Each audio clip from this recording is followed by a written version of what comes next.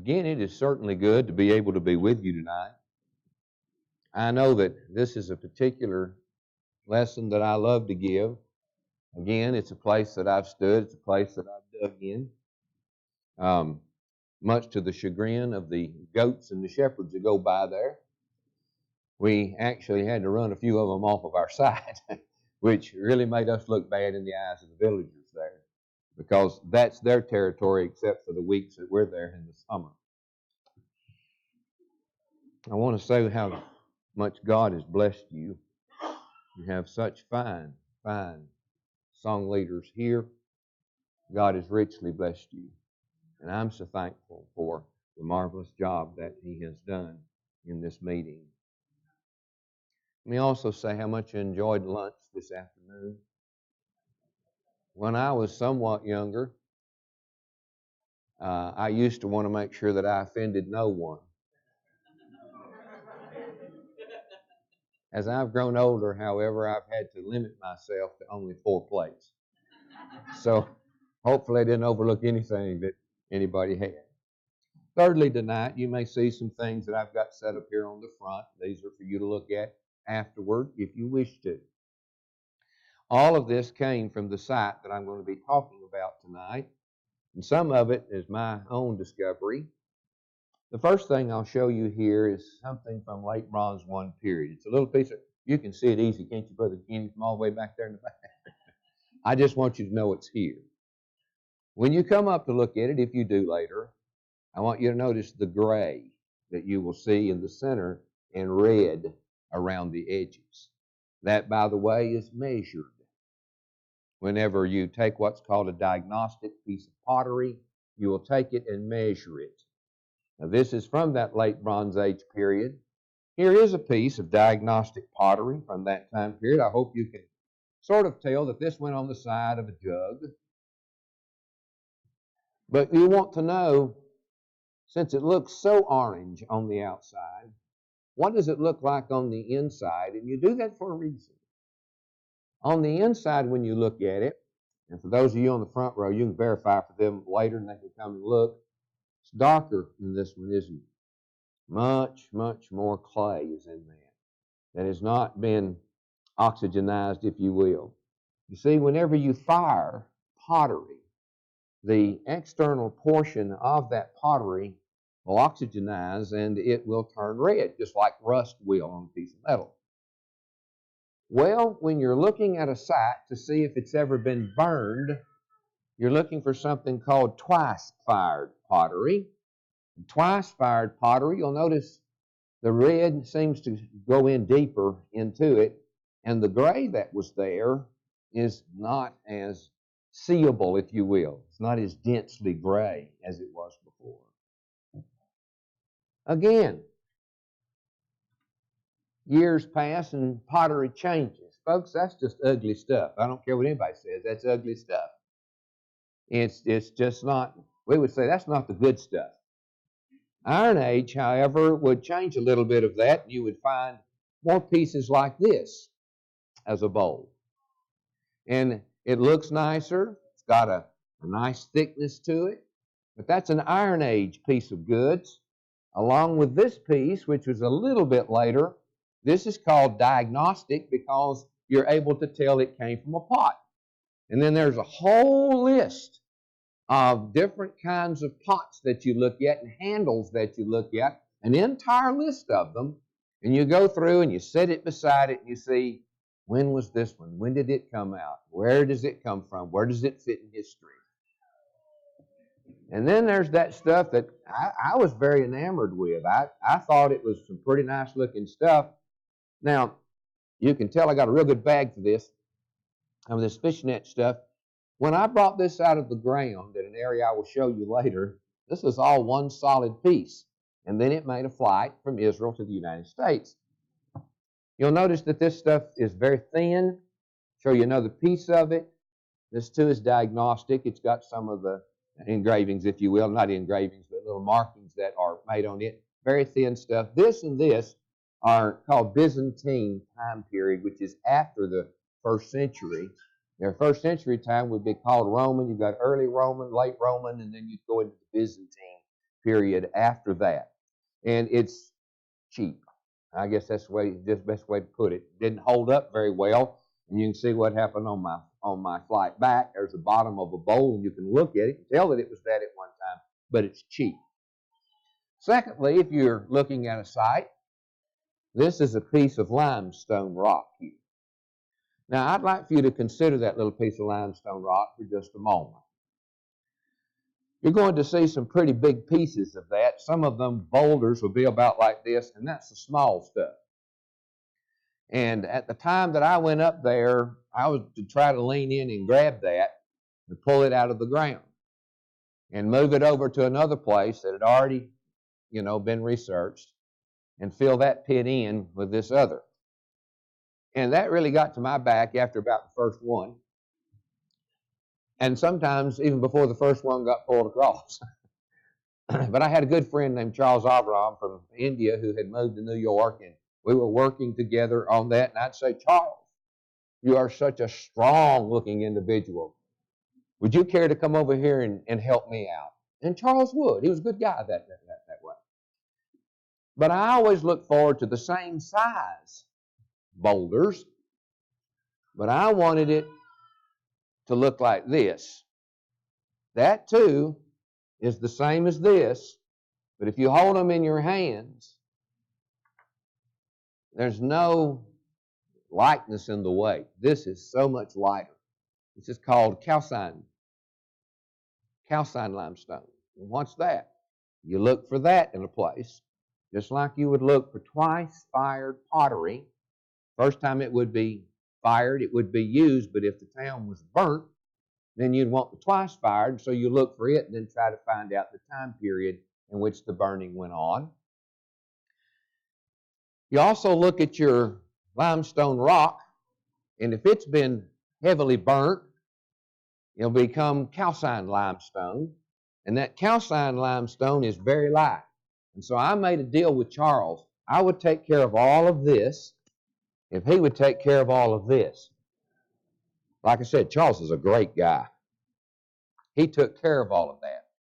Let me go one other and tell you about 4 blocks long, small. They're called tessera. If you've ever looked at the pictures, like on pavements and things back during Roman times, and you would see faces, and inside many of the palaces you would see these, and you'd find all kinds of paintings that are there. They're not really paintings.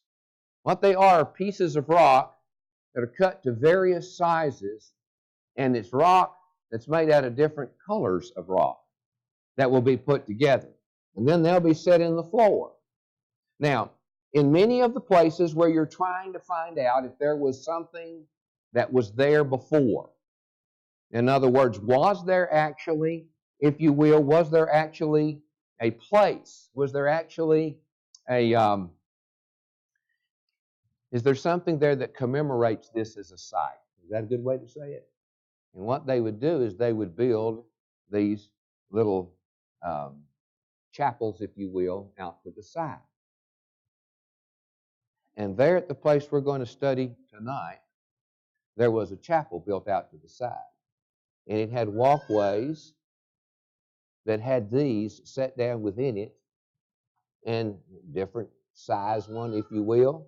And then as you got down to wanting a color that was a little smaller, and then if you wanted something smaller and a different color than that, that would be brought out, and all your pictures would be made of that. I'll show you several of those pictures later on in our lessons, not tonight. Then I brought one other, and this is just for the fun of it. How many of us have heard of the catacombs of Rome? It has nothing to do with this, so just listen. Hang on a minute. The catacombs of Rome. The Christians were not allowed to be buried within the cities, and so the Christians went outside the cities to a place where a special kind of lava rock had been set down. It made it wonderful for farming. Farmers didn't want to give up their lands, but the Christians needed a place to bury their dead, and so they would get a place that would be just a small area, and they would dig it out, and they would start to go down. The wonderful thing about this particular type of rock in the catacombs for Christians was that air had not hit it yet. And so they would dig down inside that, dig out great areas in and dig out spots in the sides of the walls, and there the Christians would bury their dead. But after the air, after the oxygen hit, it turned into almost granite. And it kept those particular catacombs still alive today. And I don't know what happened. I was walking along through the catacombs, as so many others have before me, and this fell in my pocket. And I carried it with me. If anybody says, did you really? No.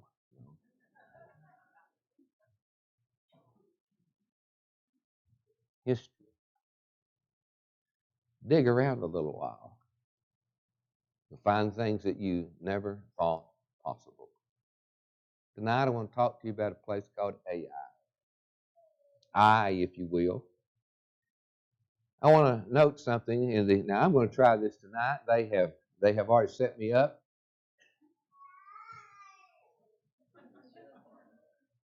Did I push the wrong way? I pushed to the right. Should that have advanced it? I'll push to the left. You guys want to push it? Thank you. I did turn it on. Yes, it's on. Okay. When we're dating the Exodus and conquest, we noted earlier from 1 Kings chapter 6 and verse 1, it came to pass the 480th year after the children of Israel were come out of the land of Egypt, in the 4th year of Solomon's reign over Israel, in the month Ziph, which is the 2nd month, that he began to build the house of the Lord. I want you to notice those very carefully. 480th year after the children of Israel come out of the land of Egypt, which is the 4th year of Solomon's reign. Saul reigned 1050 to 1010 BC, David from 1010 to 970 BC, and Solomon then reigned from 970 to 930 BC. For those that were not here this morning, those dates are based upon Thiel's work with the Assyrian discoveries, and also what's called the Almagest, Ptolemy's canon from about 60 to 161 AD. The temple is begun in the 4th year of Solomon's reign then. That's 966 BC, and he said this is 480 years after the Exodus. Thus, the year of the Exodus is 1440 BC. The conquest starts after 40 years of wandering, and therefore 1406 is the date for the conquest. So 1406 BC, the date for the conquest. These are the archaeological periods, if you will, the ancient Near East: early bronze, 3500 to 2200 BC, intermediate Bronze Age, the middle Bronze Age, and the one we're interested in called late Bronze Age, 1550 to 1150 BC. Now, I've got an E on that because I've copied this straight out of a book, and if you will look, it will show you where I found that, and I don't want to change anything out of it. I do not like at all the new ways that individuals say that you're going to be writing today, that you've got to use the new dating system. Instead of it being BC, it has to be BCE. Y'all say, well, wait a minute, what does that mean? Well, BC means before Christ. You know that. Well, what does BCE? Well, we don't want Christ anything to do with it, so we're going to call it before the Christian era. No, that's not it either. That's what I tell students, and I sometimes have them in high school classes. It means before the common era. Now, what makes it common? Christ. that they don't want to change the dating as far as years are concerned, and so they simply change it and say, we don't want before Christ, we want before the common era. Therefore, what does AD become? The common era, CE. So when you see that in there, if I'm copying something, I'm trying to keep it exactly as it came out. Iron Age 1, 1150 to 900 BC. Iron Age 2, 900 to 586 BC, the Babylonian period, 536 to 538 BC, and then the Persian period from 538 to 533. Can you drop me one? Thank you. In this second city of conquest, if you'll hit it again, please, sir. Hope I can do this correctly. We had read Joshua chapter 7, verses 2 through 5, and you saw that a small group went up But there are statements in that if you're going to look for a place, you really need to look carefully at. If you'll look, Joshua sent men from Jericho to Ai, which is beside Bethaven. Notice that word, beside, next to, in the vicinity of Bethaven. It's on the east side of Bethel. If I'm going to look for a city, I want to look in that place, don't I? If I'm going to believe that the Bible record is correct, that's where I'm going to look. And they spoke of them saying, go and view the country. The men went up and viewed Ai. You go on down a little bit further and you find that it's not a big place, it's a small place. These men say, hey, we've looked at there's just a few people there. Just give us 3,000 men. I mean, look what we did down at Jericho. See, they're leaving Jericho now, headed up to this higher hill country. And as they go, we don't need very many. Later on, you'll be told that it was smaller than the city of Gibeon. And the city of Gibeon, well, it runs somewhere in the vicinity. Let's just put it like this. It's got a few acres more. And so it's got to be smaller than Gibeon was. And this is a few acres more. It's about 3 acres, as we'll see. So the people go up about 3,000, and it says that they fled before the men of Ai. And they smote about 36 men of them, and it chased them before the gate. Now, we'll have to look for a gate. I'll notice later that Joshua is in front of that gate when he encamps the second time. To be in front of a gate, it will tell us also he's to the north of the city. And being north of the city, we're going to have to look at the gate on the north of the city.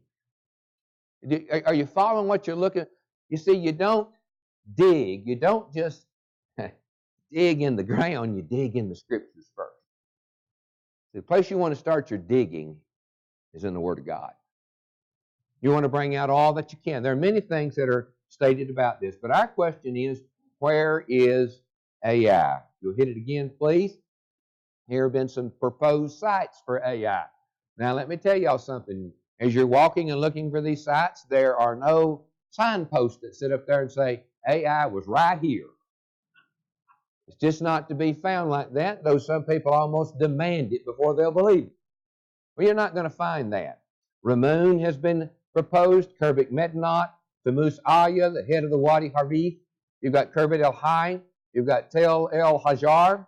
You have the Kerbet Hai. You have Kerbet Kudriya, if you will, Kerbet Hayan. And for one reason or another, all these sites have been ruled out. And then you have others that were proposed a little bit later. Let me see if I've got there. Et Tel was proposed by Robinson in the 1800s. Now, let me tell you, Robinson went around trying to find as many sites as he could. And one of his means of doing so, one of his means of looking for sites was to go around and ask the people who lived there in the 1800s where Ai was in 1440 BC. Now, there's nothing wrong with that. I'm not trying to totally mock that idea. Folks, things just don't change over there. I'm just telling you they don't change. Culture remains the same as it was for years and years in the past. Things just seem to remain, and so things are passed down orally. You have a lot of oral history passed down. And many people pointed him to a site called Et Tel. But there are so many things wrong with that. Later on, a fellow by the name of David Livingston suggested a place called Kerbet Nisha. And then most recently, it was suggested that there be a Kerbet El Makater. Kerbet El Makater by Bryant Woods. Now, they did not pull these out of the dark. Let me just tell you that right up front. They didn't simply pull these out of the dark. Et Tel, I told you about with Robinson. David Livingston was looking for a place that he felt like could have been like that. But when Bryant Wood looked at all that Livingston had done, he says, just doesn't fit to me. He went to the Israeli Antiquities community. He said, I'm not looking for a mound. I'm looking for a Kerbet, which is a place where ruins are already there. And you believe that somehow or another it dated back at least to the 1400s, to that late Bronze Age period. And they said, well, right over the hill, you'll see in a moment, from Et Tel is such a place. And that's why he chose it. Anyway, these are the reasons why. So the first question we'll ask is Et Tel the city of Ai? Would you hit the next one, please? For many, it has been set up as and have believed that this site, Et Tel, was biblical Ai. By the way, just for the record, in almost all of the college textbooks, Et Tel is set down as that particular site. Again, most scholars have assumed that Et-Tel best matches the description given in the Bible. Again, please. In the Extel excavations, they went on from 1933 to 1935, and again in 64 to 66, and again in 68 to 72.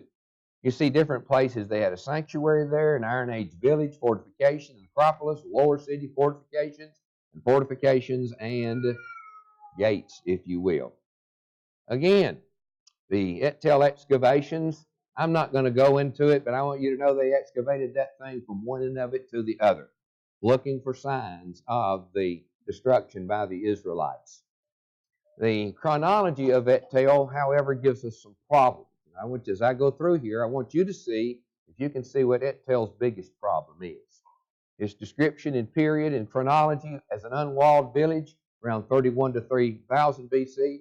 First walled village of about 27.5 acres, 3000 to 2860 BC. The second city, with its first city walls widened and strengthened around 2860 to 2720 BC. The third city are new walls built outside previous walls. That was about 2700 to 2550. The fourth city has third city wall. Fourth city with third city walls are doubled in width, and they're strengthened in 2500 to 2350. And then it was a totally, notice that you don't, well, I'll let you look. Unwalled village settlement there of 2.75 acres in the Iron I time period from 1220 to 1050 BC. What's its biggest problem? I hope that you can see that it was not at all, and there's no question about this. This city was not inhabited during the time of the conquest. It just wasn't inhabited. It was unoccupied for about 1,000 years during that time period, according to the accepted chronology, and that is a problem. It was not occupied during the time of Joshua's conquest. Can you bring us on down, please? One more time, if you will. And then if you'll hit it one more. I'm going to mess them up good. Y'all watch this. It simply was not, there's no indication of occupation at all at the time of Joshua. And so this has led scholars to reject the account of the capture of Ai as being historical. And then because Ai is not a historical happening, why the whole conquest in general is left out. The Exodus, therefore, did not occur, and by implication, you can't trust anything in the gospel about Jesus Christ either. Y'all understand how they take all of these things and they try to do one thing with it, and that is for you to doubt what the Bible says. Give us one thing that we can look at people and say, well, you can see now the Bible's inaccurate, and they'll just extrapolate from that and go on to forever about all the things that can't be accurate within the Bible. Give me one more, please. Got skeptics' comments. Just stay there for just a moment. This evidence, this is by Cohen. Here's what he wrote about that. This evidence shows that the narrative in Joshua is not to be taken literally. Again, Callaway says, archaeology. Watch how these statements, man, you're going too fast, they're going to read ahead of me. Can you bring them back too? I want you to keep with me one at a time on these. Archaeology has wiped out. Look at that terminology. That's not the language, if you really want to get down to it, that's not the language of a neutral observer. Listen, archaeology has wiped out the historical credibility of the conquest of Ai as reported in Joshua chapter 7 through 8. Next. Matsar said there is no evidence of a Canaanite city at this spot or at any other site in the region. He hadn't even checked it at the time that he said that. This constitutes unequivocal archaeological evidence for the lack of correlation between the story in Joshua 8 with all of its topographic details and a historical reality corresponding to the period of the conquest. He gets more academic, but he goes poo-poo also. Move again, if you with Naaman. The narratives of the capture of Jericho and Ai are devoid of historical reality. Next, please. Callaway again wrote, Ai is simply an embarrassment to every view of the conquest that takes the biblical and archaeological evidence seriously. Again, Matsar wrote, this lack of any late bronze Canaanite city in the vicinity contradicts the narrative in Joshua 8 and shows that it was not based on historical reality. Zioni Zavit wrote, in short, the evidence shows there was no city at Ai for the Israelites to conquer. Folks, what does that say to you if you're a student coming into a class and you're forced to read textbooks to put this out? It says those Bible stories that you read about just aren't true at all. And they'll start right there in places like we saw at Jericho. And they'll try to work away, bit by bit, at the faith of our young people. The other day somebody said, I wonder why the kids, more young children, are not believing the Bible more and more. Number one, they're not hearing it. And number two, when they do hear it, it's nothing but a constant barrage of, it ain't so. And that's from the time they enter into public schools till the time they go on and start paying for an education in college.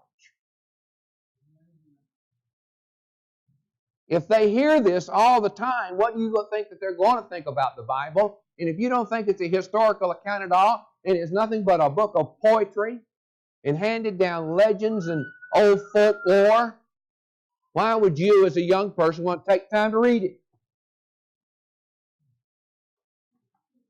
Next, please. And so there are other alternatives for Ai. If you'll hit the... would you go back one with me a little bit? I hope that I can. Okay. Kerbit Nisha was by Livingston, and Kerbit El-Makadar was. Hit it one more time, please. Is Kerbit Nisha biblical Ai? And let me just say that that is a better question. It is a place in the same general vicinity. If you'll hit it now, you'll be able to see where Et-Tel is, the first one. And then look where Kerbit Nisha is. Would you bring it up? You see the second one there, not too far away from it. Next slide, please. There are some arguments for Nisha. Go ahead and hit that again, please. Number one, the mountain of Genesis 12:8 between Bethel and Ai is seen as Jebel El Tawil. There's a valley north of Nisha with a hill beyond, Joshua 8:10 through 13. There's a ridge to the west for an ambush force, Joshua 8:9, 12 through 13. There is a valley that goes down to Jericho with a narrowing place fitting the concept of what Benson and Livingston believed to be what's called the Shebarim of Joshua 7:5. The town is very small, 4 to 6 acres, and it creates the impression for the need of only a small force to defeat it, Joshua 7 and verse 3. After 6 short excavation seasons in varying years from 1979 to 1986, occupation was established for the period of Joshua's conquest, as well as during the Persian period. Go to the next, please. Joshua 7:2.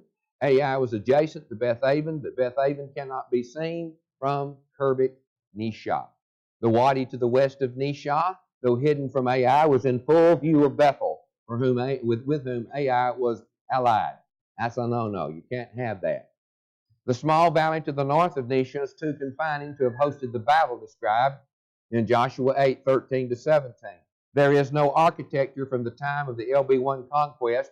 There's no gate to be found on the north since no walls have been found. There's no evidence of a burn layer since there's no in situ material during the late Bronze 1 period. And that's required by Joshua chapter 8, verses 19 and 28. Next, please.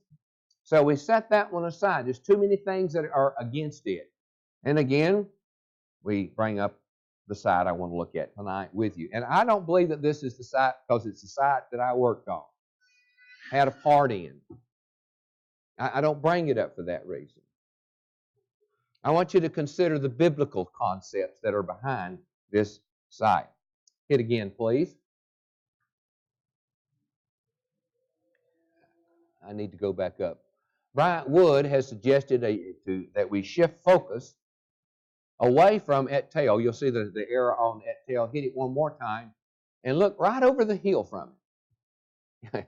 Y'all remember when the fellow said, there's nothing in the entire region that even remotely looks like a Bronze Age settlement.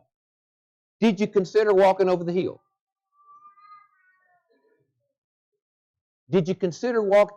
They'll make statements sometimes, and I'm telling you this, and they'll speak with such authority when they needed to just get out and walk over the hill to look around at what's there.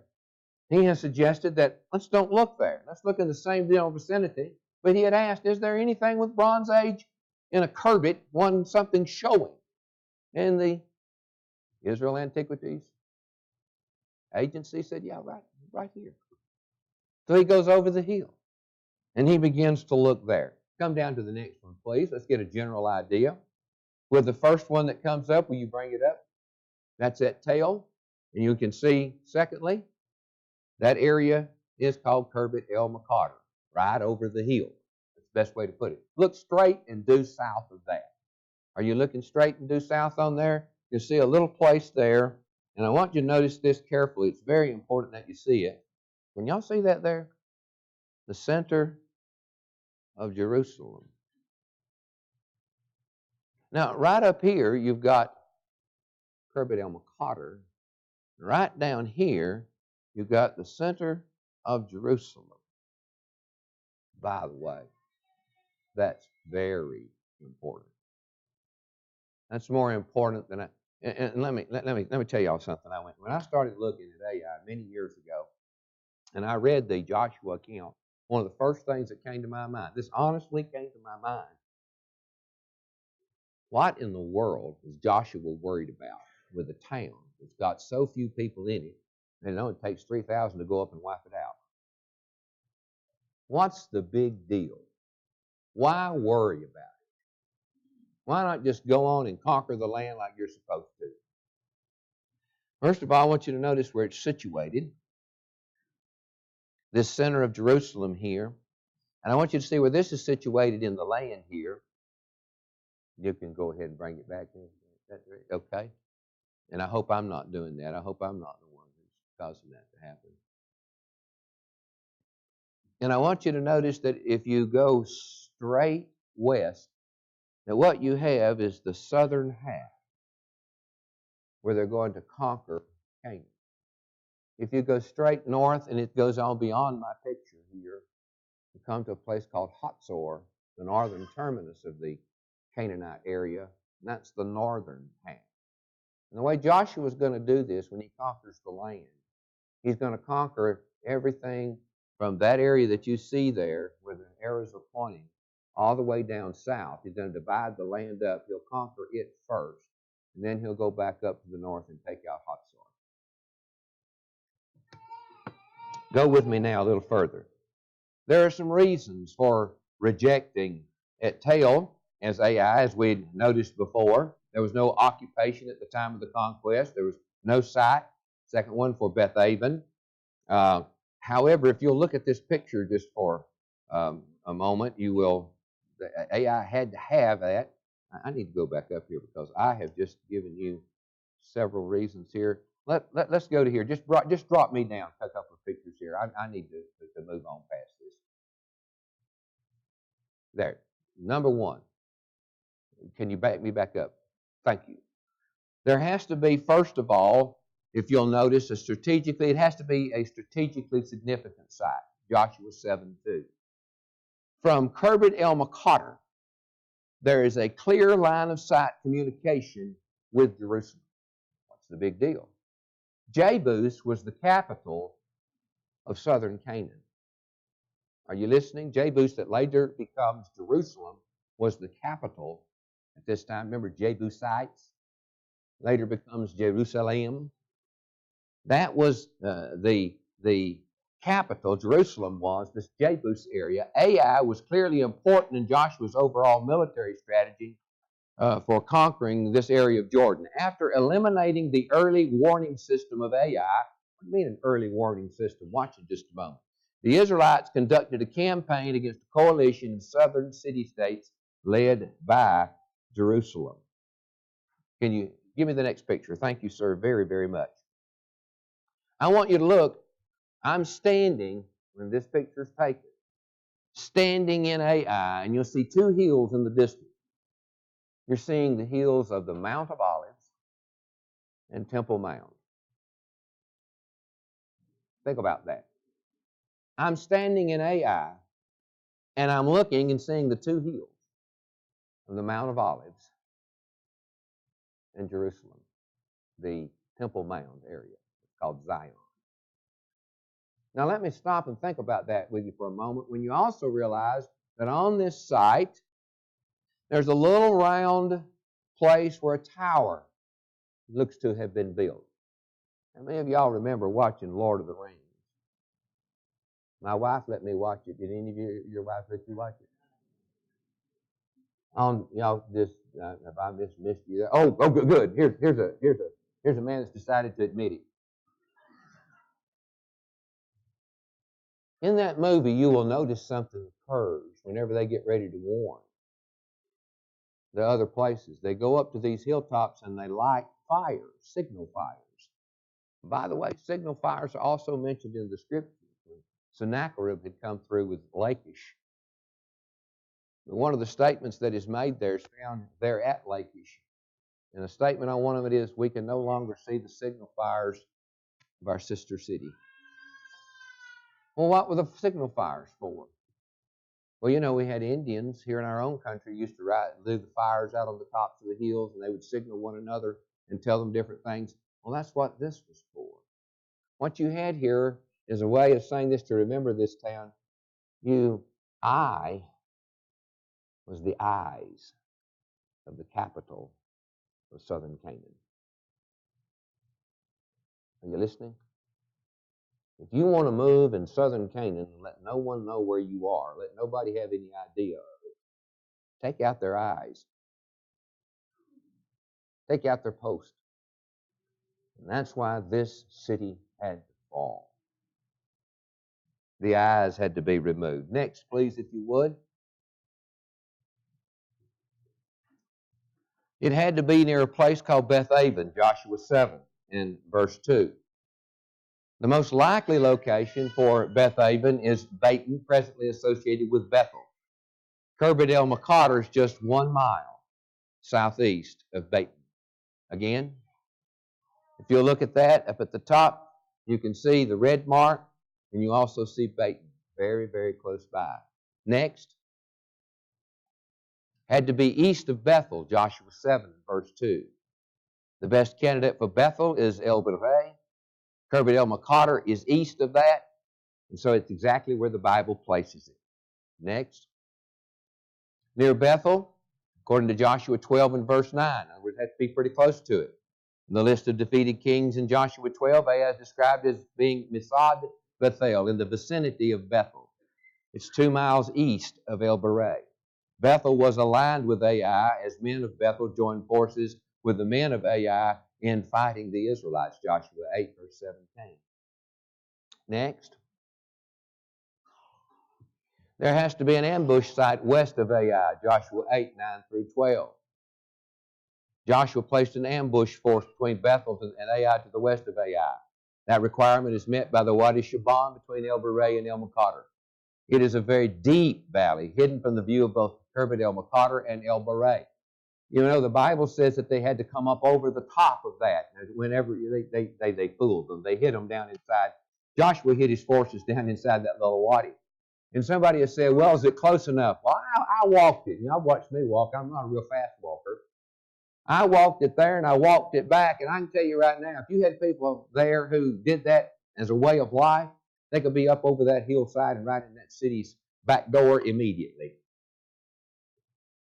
It fits the picture exactly. Joshua sent them all. Bethel, you see there, Wadi Shaban, the Kirbet El Makader, Wadi Shaban right between. If you'll notice then, Bethel can't see them. They're allied with Ai because they're down in a little valley. Kirbet El Makader can't see them because they're down in the valley. So as far as they're concerned, Bethel can look all it wishes. It'll see no one. Kirbet El Makader can look. Ai can look all it wishes, and they'll see no one. Joshua planned it just right. I wonder who he had as his helper. Again, the deep Wadi Shaban to the right side of the picture provided that perfect location. Go ahead. Next. Take that back. I did want you to see one little spot here. Thank you. Do you see this little mark right here? Let me see if I've got anything coming out. I probably do, just can't see it. He had a little black mark that came up there. There it is. That's all you had to do. Jump right up out of there and go right across. Today, that's a wheat field. You can walk right through the thing. All right, go ahead and take it down. On down. It had to be a militarily significant hill north of Ai, Joshua 8:11 and 13. When the Israelite army arrived at Ai, Joshua's generals set up camp north of Ai with a valley between them. Go ahead, next. Whenever you look at that, Joshua's command post is on the hill just left of that modern road and just north of Ai. Will you hit that, please? Hit the next one, please. Again, you had to have that shadow valley, and that's what you would have seen from the eyes of Joshua at his camp before attacking the city. Next. This is a picture of the entire wall, if you will, and you'll notice right up here at this part, see if I can get this right in. Well, am I even hitting it? I can't tell. Go ahead and take it back to where it was with that picture. Right there. Right here. See if I can get that in there. That's where the gate is. If you'll look on the map, it's a north-south map. It's to the north, exactly as the scriptures say. Go on with me again. It was smaller than Gibeon. Next. Gibeon was about 7 acres in size. The late bronze fortress of El Makadar is about 3 acres. Fits it exactly. Again, destroyed by fire, Joshua 8, verse 28. Go ahead. There's abundant evidence that the late bronze one fortress was destroyed by fire. Now, you really have to watch this when you're going through. Let me explain why. The moment you uncover an ash layer in a town like that, you've got a maximum of about 2 hours. You better photograph it, get everything you can out of it, because for some reason, even though it doesn't look like there's a breeze blowing anywhere, it'll be gone. Just picked up and moved away, but the photos are there. Go ahead with it. Also around the walls, I point sling stones from a very early battle still are there on the ground. What do you expect shepherds, a shepherding group of people who are carrying flocks with them to carry with them, if you will, for their own protection and protecting care of their sheep and their herds? Sling stones. Next. This is found all around the outside walls of that city. Next. Men and women were present at Ai, according to Joshua 8, verse 25. Some have said there weren't any women there that were present. But there's an infant jar burial that was discovered between 2 walls in the northeast corner of the excavation square. Bones were found in the vicinity, proved to be those of an infant not more than 6 months.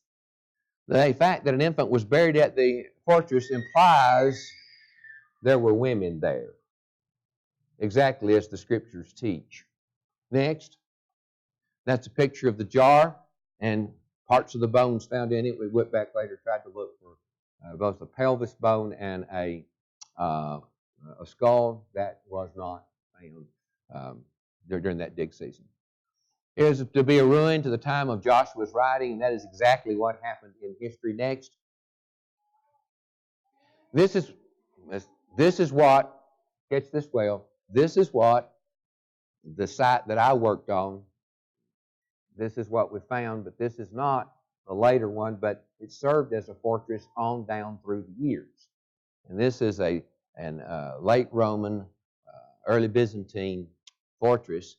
And you see that little spot up at the top up there? Next picture. And I want y'all to see something real important here. Go ahead and the next one. That's it. And those are the big stones you see on the side of that. Next picture. Another picture of that as it continues to be going. That, by the way, I dug that out. Y'all, let me just go like this. I dug that particular area out right there. That was mine. And I was told to wipe it out because when you first see it, it's all ground. None of that's exposed. And he kept saying, we're trying to get down to late Bronze Age. But there's a principle of archaeology that says you don't discard and you don't run rampant past all the other ages getting down to the bottom. And so when I saw that little spot up there, I begged for 2 days and worked during my lunch break to get it out. Next. Now, the reason why Charles Abraham is sitting in the picture is because they asked me to sit in it first. You say, that doesn't make sense. Well, let's listen to the rest of the story. I got in that, and that wall to your left there, you see the rocks down at his feet, the ones that crumbled over here, they fell on me. And so they said, we want you in there. And I said, Charles, hey, I'll tell you, sit there. And so Charles sat in there. He's a good guy, I'm telling you. Next. And then I found another one over to the side, and at that time, my square director said, Steve, you think you got another one? I said, yes, sir, I did. Just dig it. And I did, and there was another one over to the side. And on top, you see two lintels that are sitting there. Next. And that's what it finally came out, this fortress home that sat there, as this home has been a fortress all throughout the years. Now was a set of ruins. Now I'll ask you a question. Go ahead to the next one. I'll ask you a question. Would you like to see how that applies to the birth of Jesus? Folks, we're right at the hour, and I'll stop right now and go on. If you would like to see how that applies to the birth of Jesus, it might shock you. Nobody's left. Let's go on. Next. In the morning, Joshua 7:14. Remember what Achan had done? It's going to show you how Israel set itself up all through the years.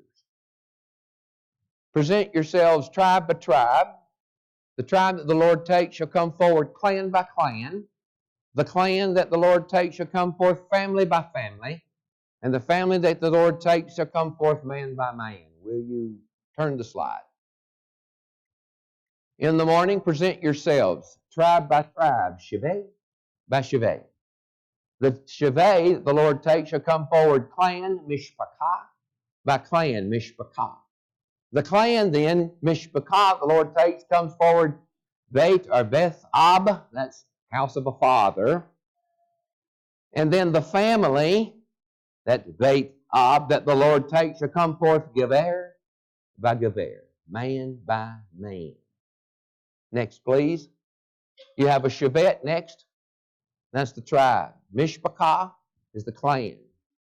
Beit Abab, the extended family. Geber, what we would call the nuclear family. Do you see how they divided them up there? Next, please. A Geber was a single family dwelling. And that's where one family would live. A Beit Ab, or the family dwelling itself, could have many compounds within it. Anything similar that you might remember about in my father's house, or many what? That's the Beit Ab, the house of my father. And then the whole village that would be around, and this is a picture of Beersheba from the 7th to late 11th century, but it would come all around, and you would have all the Beit Abs set into the walls and the sides of it with things in the center. But it's not a city like you think of a city. Next, please. We're going to look at the Geber for just a moment. This is a typical Israelite home. It was comprised of 4 rooms. You had one down the center, one down the bottom level, and you had on the outsides of it the place where you would keep the animals, and in between you would have the feeding and watering troughs. Up above that, it was the second story of that house, and above that was the roof. And yes, he's not mowing the roof, he's rolling the roof. You see, he has to do that to keep that entire area from becoming so that water puddles and then leaks down through the house. It has to be kept flat. I want you to get a good eye for that in just a moment. Now will you go to the next slide? After I had read that and discovered this little thing called a fenestrated window that had the lintels within and the columns set up, he said, do you remember Beersheba? I said, yes. Do you remember the 4 family homes? I said, yes, Greg, I do. He said, I want you to go back now and I want you to reread Luke chapter 2, verses 4 through 7. He said, this time, though, I want you to read it in English. I want to translate. So I said, okay, I will. Next slide. Go back. Go back. Come forward. It's not coming up. I'll just show it to you as we go down. If you will look down in this thing, it says, Joseph went also up from the town of Nazareth in Galilee to Judea, Bethlehem, the town of David. What am I looking at? At this point, I'm looking at the clan. You see, one of the clan villages in that time for the house of David, one of the clan villages was there at Bethlehem. Guess where another clan village was? Nazareth. And you have to look at these as clan villages. These are not villages and towns like you are today. You put me up at the Hyatt. They don't have Hyatts in the clan villages. You'll see where they're found a little later on. But note with me now, he went there to register with Mary, who was praised to him, expecting a child while they were there. It came time for the baby to be born. She gave birth to her first son. She wrapped him in swaddling clothes and placed him in a fatna. That is a manger because there was no room for them in, look at the term, the inn. The word for inn is kataluma. Now change it, please. Jesus says, I'm still in the book of Luke, chapter 22, verses 11 to 12. Say to the owner of the house, go ahead and hit it again. Where is the guest room? Where's that upper room? Where's the kataluma? Where I may eat the Passover with my disciples. He will show you a large upper room, all furnished. Make preparations there. That was called a kataluma. Hit the next, please.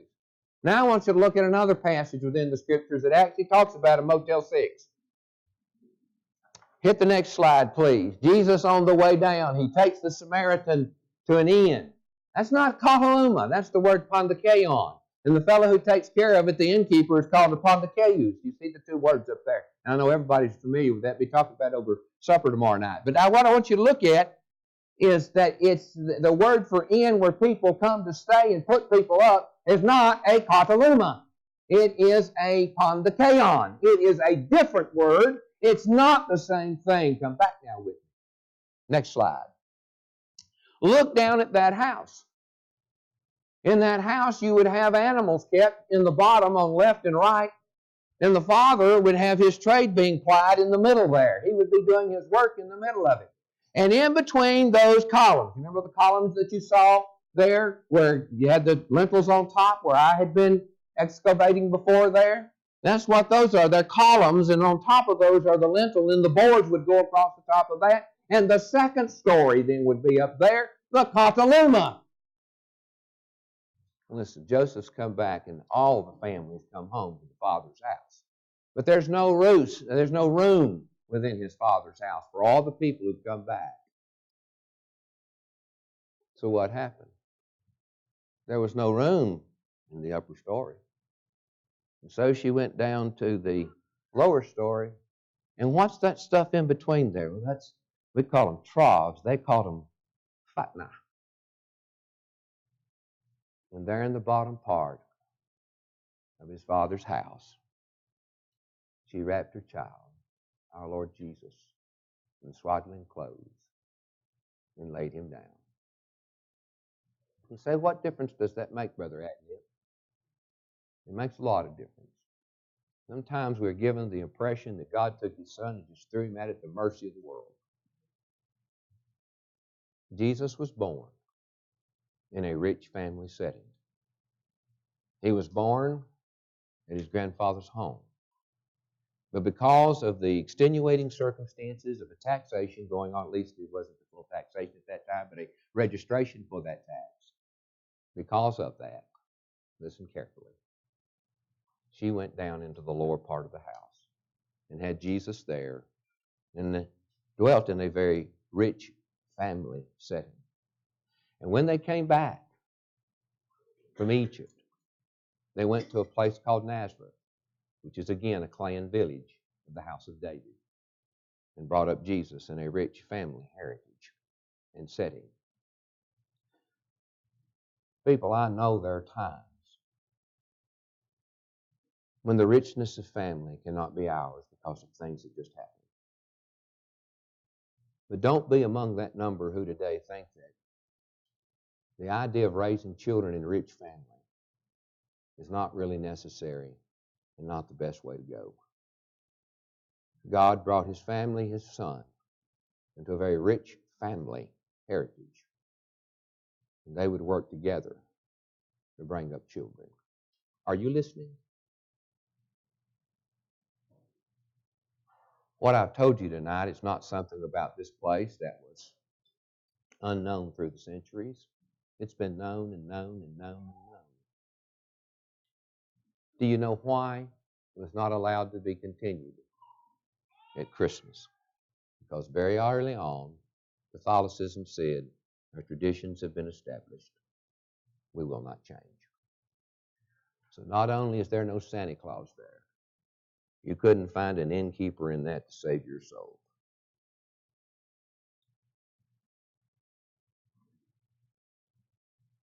Keep your families strong. You keep them strong in the Lord of hosts. You teach them and train them. Grandfathers, you're a part of that. And grandmothers, you're a part of that. All the family together needs to work together towards one common goal: the raising up of children, the nurture and the admonition of our Lord. God has a house as well. In my Father's house, Jesus said, are many rooms. I don't know whether you grew up with good family or bad family. I don't know in your life where that's been, but I want to tell you something about the Father's house. He has room for you there.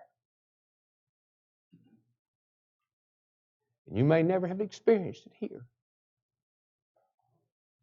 but you can experience it there. And not just for a little time, but for all eternity.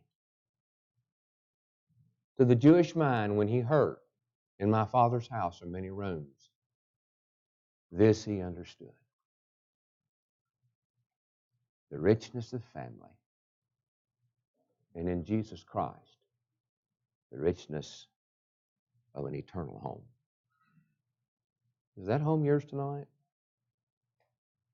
You know, the best part about that, if it isn't, it can be. If it isn't, it can be. And you can have the richness of a home for eternity like nothing you have ever known. But it requires a decision, a moment, and a time that you commit and say, this point forward in my life, I'm going to go home to my Father's house. I can step out in faith, having heard about His Son, Jesus Christ, that He died for me, was buried, and rose again the third day. I realize that it requires changes in my life, repentance, from things that I have done wrong. I know that it does. And I know also that once I step out, that I am not at the mercy of the world, of the fates, as paganism has taught across the centuries, or even at the mercy of gods who do not like me in any way and seek to make mockery of me. No, I'm coming to my Father. And I'm going to bow before the scepter of His Son, Jesus Christ, who reigns at the right hand of the Majesty on high. And He will look out for me and protect me through all of life and through all of my wilderness wanderings, and one day will carry me across Jordan and take me to my promised land like He did so long ago with the Israelites.